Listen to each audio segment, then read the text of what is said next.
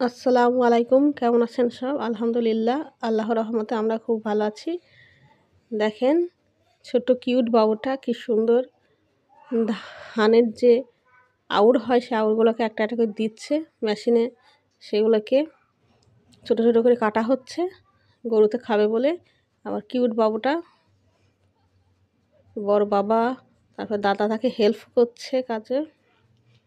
এই দেখেন কি সুন্দর করে একটু একটু করে দিচ্ছে একটা একটা করে। একটা একটা করে টেনে দিচ্ছে। ওখানে তার আছে, তারে হাত দিয়ে সরিয়ে দিল, এবার একটা করে বার করবে। ওই দেখেন বার করে দিচ্ছে। ছোটো থেকেই কাজের অভিজ্ঞতা হওয়া ভালো, বড় হয়ে তাহলে আর অসুবিধা হবে না।